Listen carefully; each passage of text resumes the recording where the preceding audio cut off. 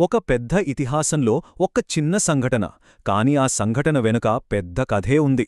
కొన్నిసార్లు అంతా అయిపోయిందన్న నిరాశను చెరిపేసి ఆశను మళ్లీ చిగురింపజేయడానికి ఒక్క క్షణం చాలు. ఈరోజు మనం ఆ ఒక్క క్షణం గురించే తెలుసుకోబోతున్నాం. ఇది నిరాశకి, ఆశకి మధ్య జరిగే ఒక శాశ్వతమైన పోరాటాన్ని మన కళ్ల ముందు ఉంచుతుంది. ఒక హీరోకి తన పని అసాధ్యం అనిపించినప్పుడు ఏం చేస్తాడు? ఇది చాలా పెద్ద ప్రశ్న కదా. మన జీవితంలో కూడా ఇలాంటి పరిస్థితులు ఎదురవుతాయి. కాని మన కథలో అయితే ఆ సవాలు మామూలుగా లేదు, ఊహకు కూడా అందనిది. సరే, ముందుగా మన హీరోకి ఎదురైన అడ్డంకి ఏంటో, ఎంత పెద్దదో చూద్దాం. మనం మాట్లాడుకునేది మామూలు శత్రువు గురించి కాదు. ప్రతినాయకుడైన రావణుడు, అతని అభేద్యమైన కోట, అతని అపారమైన శక్తి గురించి. ఒక్కసారి ఊహించుకోండి, హనుమంతుడి రావణుడి రాజభవనంలోకి అడుగుపెట్టాడు. అక్కడంతా మృదువైన సంగీతం, పండిన మామిడి పండ్ల సువాసన, భలే ఉంది కదా. కాని ఆ వైభవం వెనుక ఏదో తెలియని భయం, ఒక శక్తి, నిద్రపోతున్న రావణుడినించి కూడా ఆ శక్తి ప్రసరిస్తోంది. ఆ గాలిలోనే ఒక రకమైన టెన్షనుంది. ఇక రావణుణ్ణి చూడాలి. అదో పెద్ద పర్వతంలా ఉన్నాడు. ఇనుములాంటి చేతులు, ఛాతీ ఏమో విశాలంగా ఉంది. ముఖం చూస్తేనే గర్వం, బలం కొట్టొచ్చినట్టు కనిపిస్తున్నాయి. అంటే ఇతను కేవలం ఒక రాజు కాదు, ఓడించడం దాదాపు అసాధ్యమనిపించే ఒక శక్తి అనమాట. ఇక్కడే అసలు కథ మొదలవుతుంది. చూడండి, ఒకవైపు రావణుడి బలం, అతని శరీరం, అతని ప్యాలెస్ అంతా బయట కనిపించేది. మరోవైపు హనుమంతుడి బలం, అతని స్థిరమైన మనసు, అతని లక్ష్యం, ఇది లోపల ఉండేది. సో ఇది ఇద్దరు యోధుల మధ్య ఫైట్ కాదు, రెండు వేర్వేరు శక్తుల మధ్య జరిగే పోరాటం. బయట శత్రువు ఎంత బలవంతుడైనా పర్లేదు, కాని మనసులో మొదలయ్యే సందేహం చాలా ప్రమాదకరమైనది. ఇప్పుడు హనుమంతుడికే అదే జరిగింది. ఆ వాతావరణం, ఆ శక్తి అతని ధైర్యాన్ని మెల్లమెల్లగా ఎలా దెబ్బతీయడం మొదలుపెట్టిందో చూద్దాం. ఎంత వెతికినా ఫలితం లేదు. లంకలు, ఆ మెరిసే గోడలు, ఆ బంగారు భవనాలు ఇప్పుడు హనుమంతుడికి బంధాల్లా కనిపిస్తున్నాయి. ఒక గది తరువాత ఇంకో గది వెతుకుతూనే ఉన్నాడు, కాని సీత జాడలేదు. దీంతో మెల్లగా ఆశ తగ్గిపోతోంది. ఎంతటి ధైర్యవంతుడికైనా మనసు బరువెక్కడం మొదలవుతుంది కదా. ఆ టైంలోనే ప్రతి హీరోకీ వచ్చే అత్యంత భయంకరమైన ప్రశ్న అతని మైండ్లో వచ్చింది. ఒకవేళ సీత అస్సలు దొరక్కపోతే, శాశ్వతంగా కనపడకుండా పోయి ఉంటే? చూశారా, ఈ ఒక్క సందేహం చాలు ఎంత పెద్ద సంకల్పాన్నైనా దెబ్బతీయడానికి. నిరాశలో పడిపోవడం చాలా ఈజీ, కాని హీరోలు అక్కడే ఆగిపోరు కదా. హనుమంతుడు కూడా అంతే. ఫస్ట్ తన బాధని ఒప్పుకున్నాడు, ఫెయిల్ అవుతానేమో అన్న భయాన్ని ఫేస్ చేశాడు.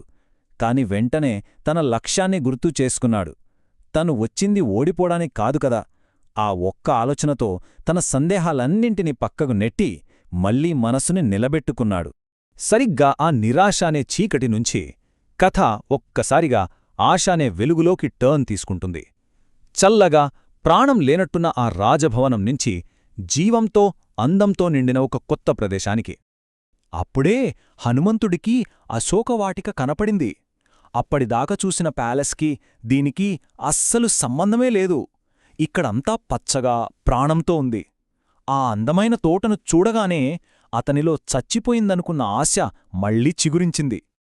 ఆ తోటలో ఉన్న ప్రతీదీ, అంటే పండ్లతో నిండిన చెట్లు, పక్షుల కిలకిలారావాలు, వికసించిన పువ్వులు, ఇవన్నీ రాజభవనానికి పూర్తి ఆపోజిట్గా ఉన్నాయి. ఇవన్నీ హనుమంతుడికి రాముడు చెప్పిన మాటల్ని గుర్తుచేశాయి.